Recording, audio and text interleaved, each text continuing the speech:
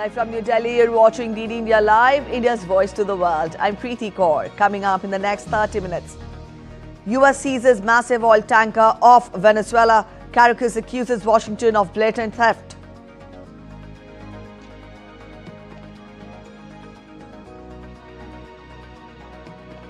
US lawmakers approve major defense bill to strengthen European security. Move seen as rebuke to Trump's threats against NATO and allies.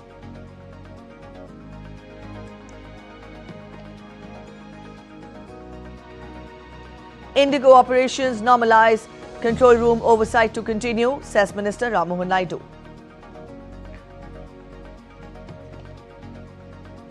And after a dominant win in the series opener, India will look to double their lead when they face South Africa in the second T20 International today in New Chandigarh.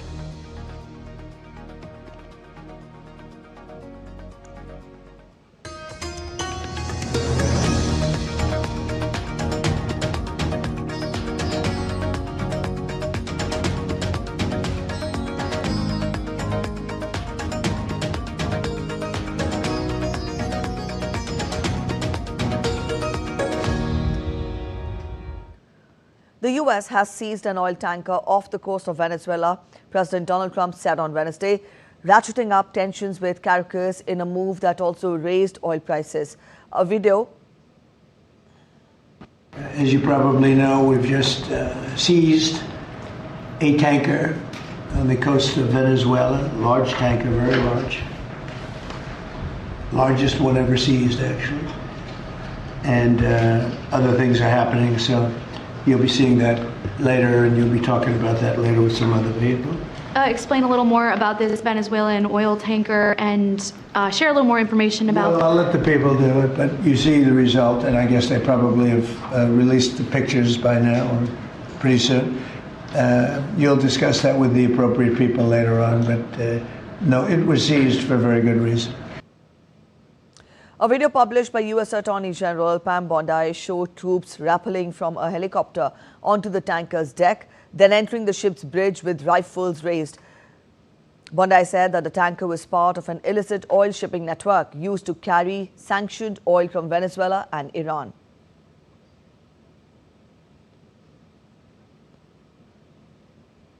It is the first known action against an oil tanker since Trump ordered a massive U.S. military buildup in the region and carried out strikes against suspected drug vessels, operations that have raised concerns among Democratic lawmakers and legal experts. 3 U.S. officials speaking on the condition of anonymity said that the operation was led by the U.S. Coast Guard. They did not name the tanker, which country's flag it was flying, or exactly where the interdiction took place. The U.S. has imposed sanctions on the tanker for what Washington said was involvement in Iranian oil trading when it was called the Adisa.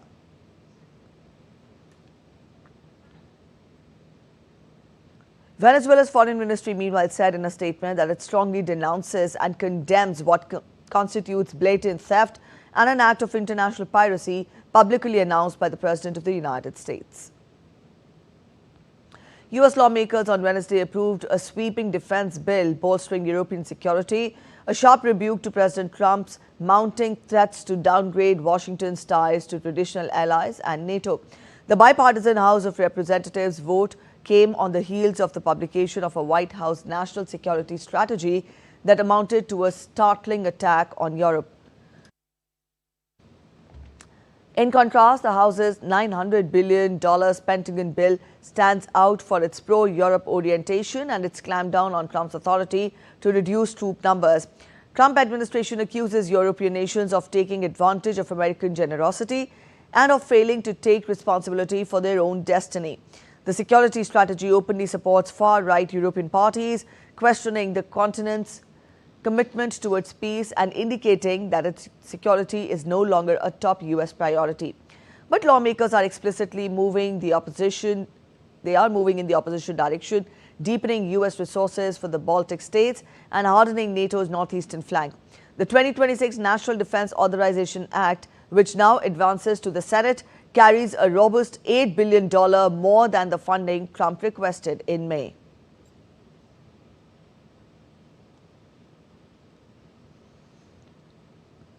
The leaders of Britain, France and Germany held a call on Wednesday with US President Donald Trump to discuss Washington's latest peace efforts to Russia-Ukraine conflict.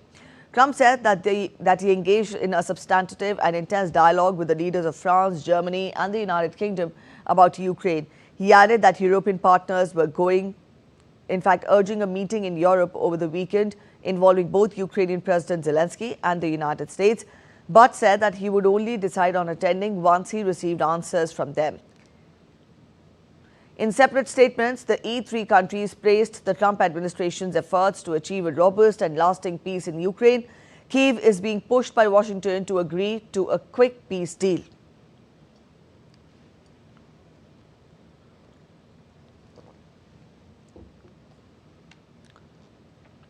Donald Trump also expressed concern that Ukraine had not had an election in a long time and that the country is facing a massive corruption situation.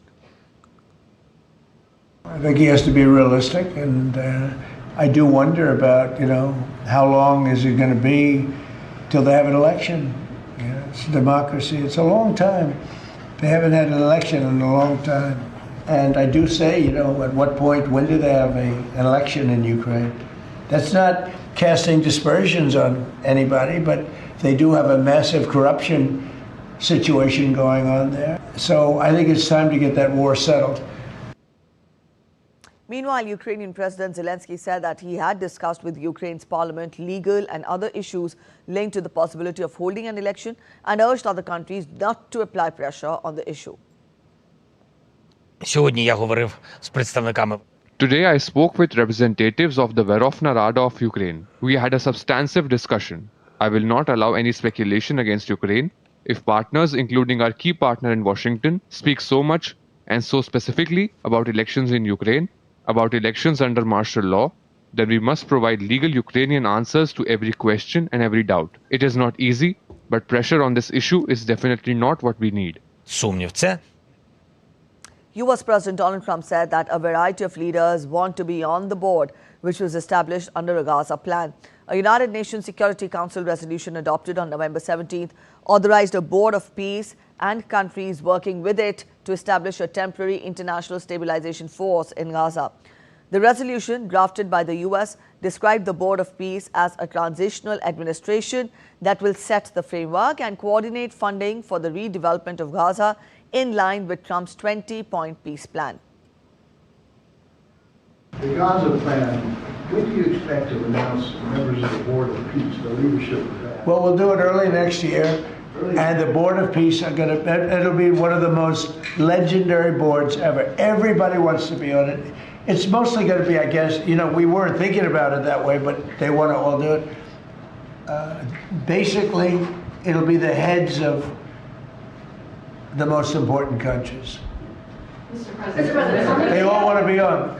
It wasn't really planned. We thought we were going to get very distinguished people that do that kind of thing for a living. But really, it looks like it's turning out to be, they want to be on the heads, the kings and the presidents, prime ministers, they all want to be on the Board of Peace. Hondurans in Tegucigalpa voiced concern and frustration as the country remained without an official presidential winner more than a week after the general elections amid delays in the transmission of preliminary results. Residents in the capital said that the prolonged count and uncertainty dampened Christmas activity in the historic center and eroded confidence in the electoral process. Supporters of the Labour Party staged a sit-in calling for electoral authorities to act according to the law and, if necessary, to annul and repeat the vote if the process was not clear. According to information from the National Electoral Council, around 99.4% of the presidential tally sheets had been processed, leaving more than 2,000 pending. The tight race between National Party candidate Nasri Asfura, Liberal Party candidate Salvador Nasrallah and Labour candidate Rixi Moncado, along with memories of the 2017 election crisis marked by a computer blackout and violence, placed additional pressure on authorities to deliver a transparent and credible result. Protests broke out in the cities across Bulgaria against the country's government and what opponents say its failure to tackle endemic corruption in the European Union's poorest member state. The government recently withdrew its 2026 budget plan following nationwide protests against their planned tax hikes to finance higher spending. Recent protests have seen scuffles break out between police and demonstrators. Protesters used lasers to project their frustration. In Plovdiv in the south and Varna on the Black Sea coast, crowds also gathered chanting resignation. Bulgaria's parliament will hold a vote of no confidence on Thursday in the government of Prime Minister Rozan, the sixth such vote since it took power on January 15th this year.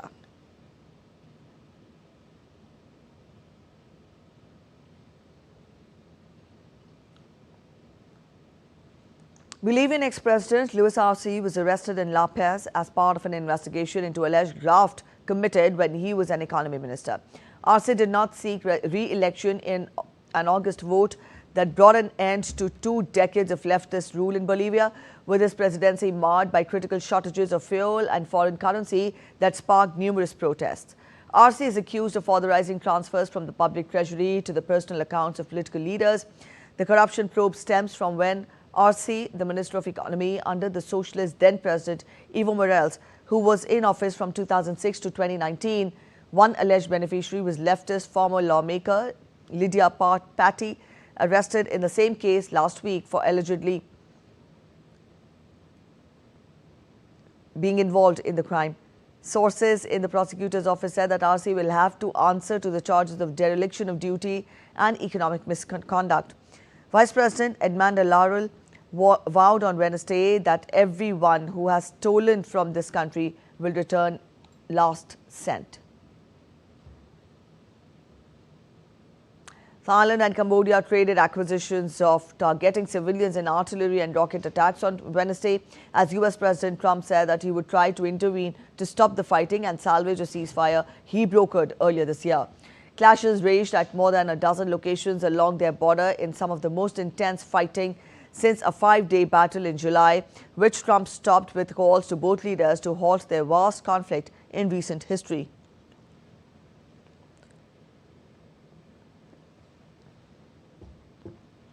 Trump on Wednesday said that he was scheduling a phone call for Thursday with Thailand and Cambodia regarding the conflict between the two Southeast Asian countries.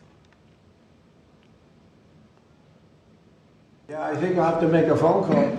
I was going to say that the Thailand and Cambodia, one of the 8 that I settled, they've been fighting for a long time.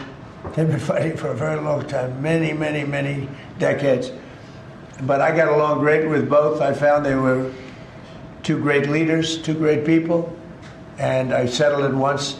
I think I can do it pretty quickly. I think we're scheduling a phone call with Thailand. On the Fed chair. With Thailand, if you know, just to answer Steve, with Thailand and Cambodia, I think I can get them to stop fighting. A quick look at other stories making it to the headlines from across the world. Cuba's electrical grid is faltering under the weight of a deepening economic crisis, with daily generation deficits amid breakdowns at aging power plants. Residents across the Caribbean island are enduring increasingly severe blackouts lasting up to 20 hours or more as the government struggles to secure sufficient fuel supplies. US sanctions and an acute economic crisis have made it nearly impossible for the government to purchase sufficient fuel, complicating efforts to maintain energy stability.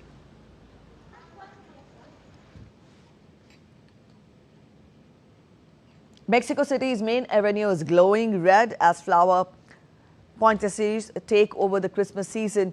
The bright flower of Christmas Eve has been part of Mexican tradition since ancient times and now fills homes, businesses and public spaces across the capital.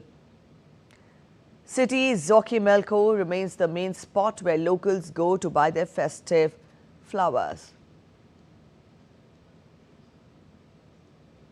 Dozens of endangered sea turtles have moved into Florida Keys Turtle Hospital for the winter months, seeking respite from the cold temperatures.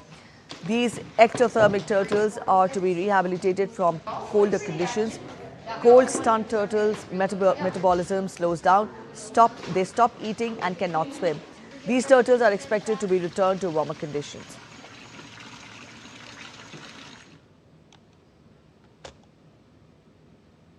Firefighters in Arizona rescued a stranded hiker from a dangerous ridge on Camelback Mountain after poor visibility delayed efforts overnight.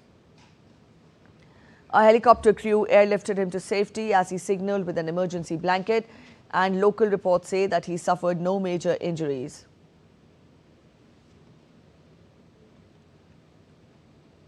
You're watching DD India Live. We're heading for a short break, but after the break, Prime Minister Modi receives a telephonic call from the Israeli Prime Minister Netanyahu, reaffirms support for peace efforts in the region. Fed lowers benchmark rate by 0.25 points, signaling a further pause in further reductions. Also, Trump calls it meager. India secures first ever bronze medal in Junior Hockey World Cup history.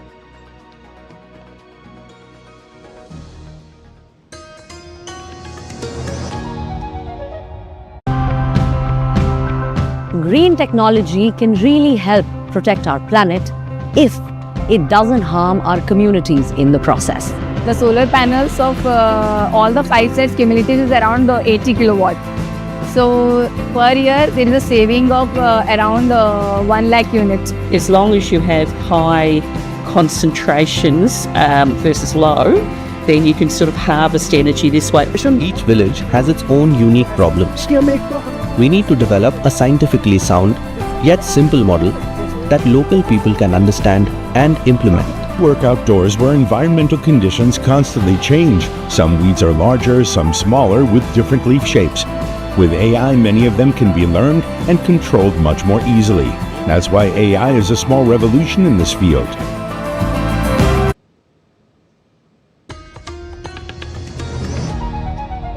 Welcome back after the break. You're watching DD India Live. Prime Minister Narendra Modi received a telephonic call from Prime Minister of Israel, Benjamin Netanyahu. Both the leaders expressed satisfaction at the continued momentum in India-Israel strategic partnership and reaffirmed their commitment to further strengthening these ties of mutual benefit. The two leaders strongly condemned terrorism and also reiterated their zero-tolerance approach towards terrorism and all its forms and manifestations. They also exchanged views on the situation in West Asia. Prime Minister Modi reaffirmed India's support for efforts towards a just and durable peace in the region, including early implementation of the Gaza peace plan. The two leaders agreed to remain in touch.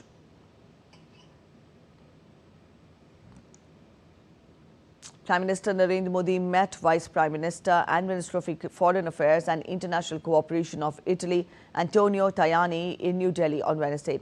Prime Minister Modi expressed appreciation for the proactive measures adopted by both sides for the implementation of the Joint Strategic Action Plan, Italy-India 2025 to 2029, in key sectors such as trade, investments, research, innovation, defense, space, connectivity, counterterrorism, education, and interpersonal relations. The friendship between India and Italy continues to strengthen with great benefits for our people and the global community.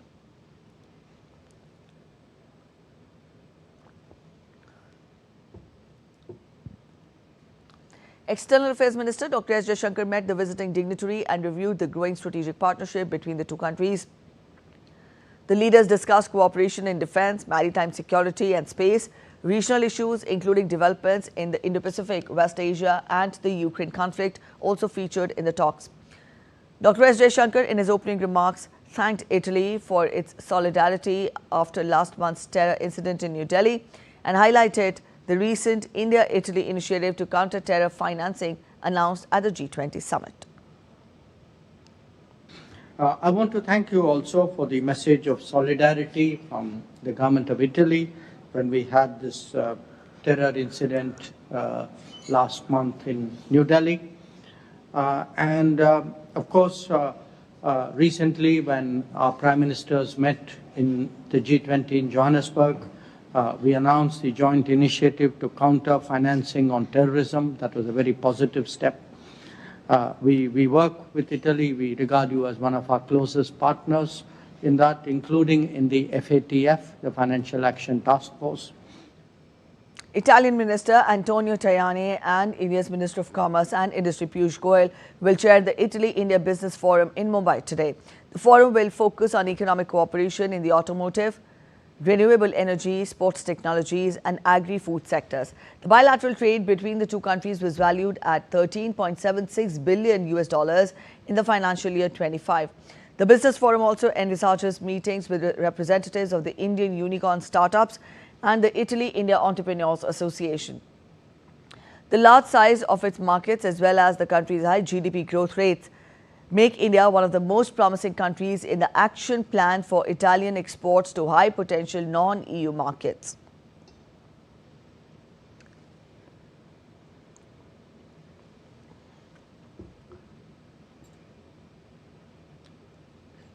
Even as Indigo operations across the country have stabilized, the Civil Aviation Ministry continues to closely oversee the operations through the ministry's control room. Civil Aviation Minister Ram Mohan Naidu is maintaining a regular visual for real-time resolution of passenger grievances. In a social media post, the minister informed that the control room team is making all efforts to further enhance response time for prompt and effective redressal of passenger concerns. Passengers facing any issue may seek assistance by tagging official Twitter account of the Ministry of Civil Aviation on social media platform X, contacting the ministry's control room at 011-2460-4283 or the other number is 011-2463-2987 or by registering their grievances on the Air Seva app or the web portal.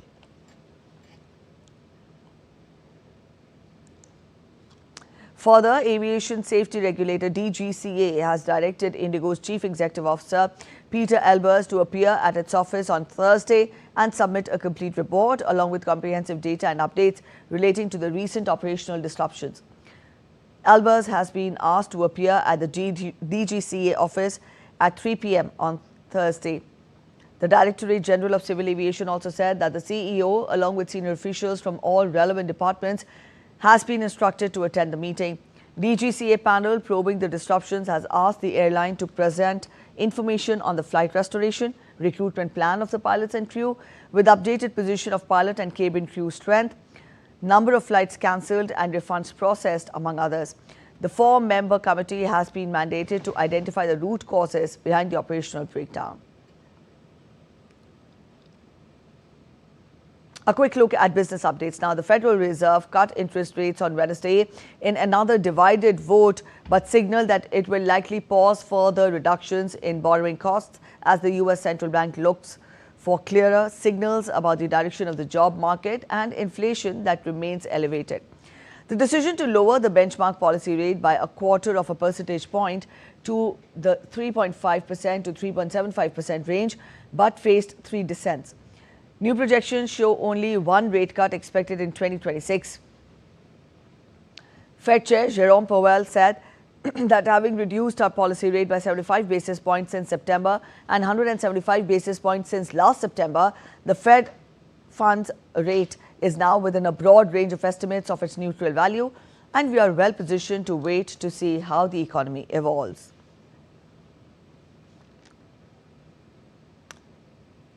After business, we now talk of sports. In cricket, Suryakumar Yadav led India will take on Eden Markram, South Africa in the second of the 5-match T20 International Series on Thursday in Chandigarh. The hosts thumped the visitors by 101 runs in the first T20 International to take a 1-0 lead in the series. India managed to pull on a decent total, and with the ball, they bundled out the Proteas for 74. South Africa's biggest worry will be the manner in which their batting collapsed in the 176-run chase. After cricket, we'll talk of hockey. India produced a dramatic comeback in the Junior Hockey World Cup to defeat Argentina 4-2 and also clinched their first ever bronze medal in the tournament. Taking a 2-0 deep into the third quarter, the hosts delivered a breathtaking final quarter performance. The visitors, Argentina, held a threatening 2-0 advantage heading into the final 15 minutes. India launched a relentless comeback in the fourth quarter. Ankit Pal pulled one back from a penalty corner with 11 minutes left, injecting life into the contest. Moments later, India earned another PC and Manmeet Singh produced a brilliant deflection to level the score at 2 each. India earned a penalty stroke and Sharda claimed he in fact calmly slotted it into the left corner to make it 3-2 with just 3 minutes left on the clock. India struck again in the dying moments of the match with Ekta Singh converting yet another penalty corner. With that, we end this edition of DD India Live, but let us know your thoughts on the news of the day. For those of you on the go, you can get all the latest news and updates from India and across the world on the DD India mobile app. Now, this app is available on both Android and iOS platforms, and you can download the respective QR codes. We'll be back with more news as it breaks here on DD India. I'm Preeti Kaur signing off, and from all of us here in Delhi, thanks for watching DD India Live.